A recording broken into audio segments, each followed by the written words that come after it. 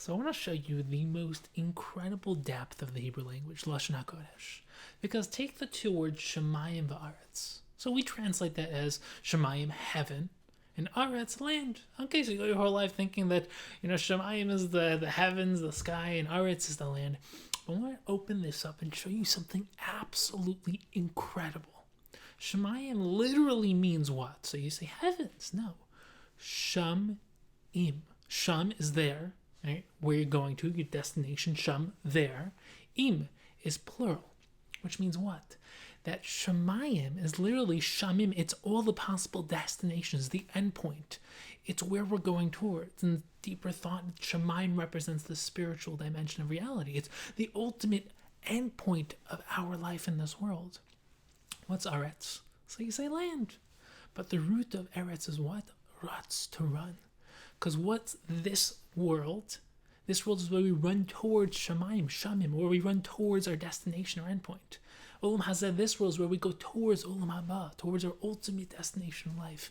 So what's Shamayim v'aretz? Shamayim is the purpose, it's where we're going, and Aretz is the journey towards that we run towards our destination in life.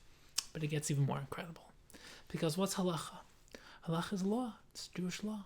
Right? Shulchan Aruch, you learn Gemara Be'in, Gemara Be'kiyas, you understand what the Jewish law is about, and you live halacha, you live Jewish law. But what's halacha also mean? Holech, to go, to walk. Because what's halacha relative to Aretz? It's like the Ramchal says beautifully in Mesilas Yesharim that Zehirus comes before Zrizus.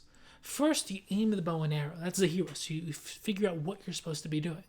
Halacha, that's walking, right? Steady. Then once you know what you're supposed to do, once you finish Zehirus, Zrizus, you run. You run towards that destination. Then you release the arrow. It just goes. Halacha, what are we in this world for? How do I live HaKadosh Baruch Hu's Ratzon? How do I live Hashem's will? Once I know that, Ratz. I run. Where? Towards Shamayim. Towards my ultimate destination. Gets even better. What do we do 3 times a day? At least 3 times a day. The Amida. Shemona Esrei. What does Amida also mean? Omed. To stand. Because what's the Amida? Amida is pausing the process of halacha, of walking towards destination, of ritza, of running, eretz, running towards destination, towards Shamayim. Amida is where we stand. You pause. You pause the process. Why? To recalibrate, refocus, say, where am I going? What is my life about? What is my day about? Let me connect to HaKadosh Baruch Hu, to the ultimate creator of the universe, to my ultimate source. Let me reconnect to my root dimension of self. Right? That's why also, Amida, the deeper essence of tefillah is not changing Hashem's mind, it's changing ourselves. It's becoming the better, ultimate version of ourselves. It's rewiring our ratzon, our wants. It's aligning ourselves so that holech, we can halacha, go towards our destination, but then once we've done that properly, then we can run towards our destination.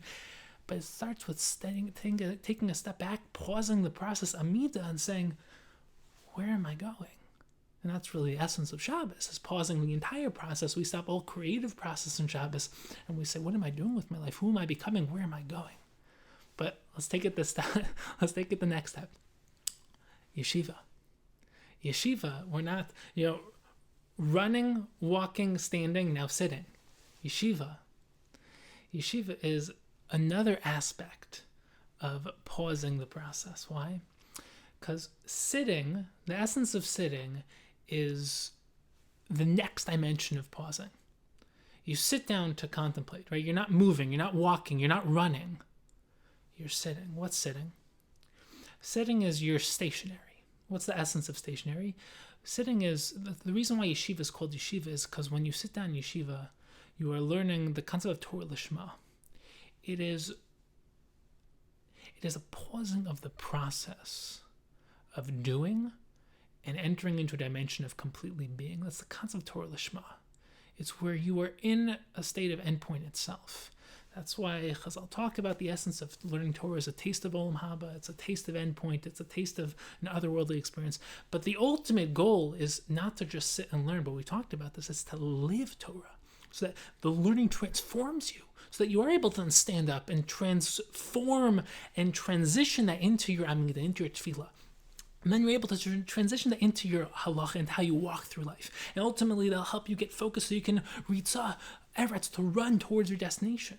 But it's, Lumud Amanas Lasos. It's you learn to not just do, but to transform yourself, to become Torah, to live Torah, to think about Torah, to breathe Torah, to just everything you do is filtered through the lens of Avodas Hashem, of living a Torah life.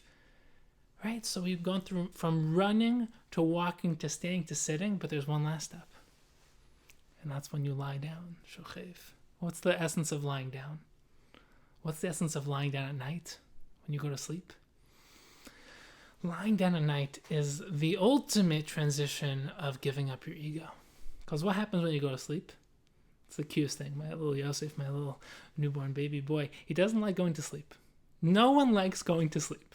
Why don't we like going to sleep? No, trust me, some people do like going to sleep. But naturally we have this resistance to going to sleep. Why? Because sleeping is giving up existence.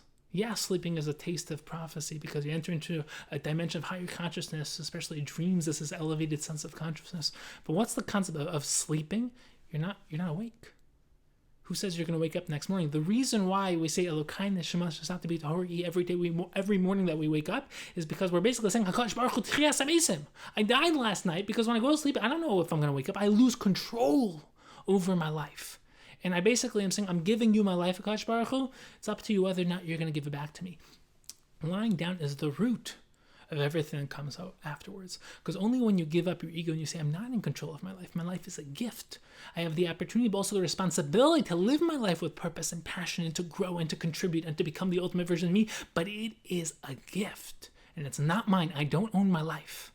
Every day, HaKadosh Baruch Hu is an organ donor because it gives me my heart, my brain, my body, my life, my soul. Everything is a gift from HaKadosh Baruch Hu every single morning. And then you realize that when you lie down, you're beginning the process of then, sitting and standing and walking and running towards what? Towards your ultimate destination. So the Hebrew language is unbelievable.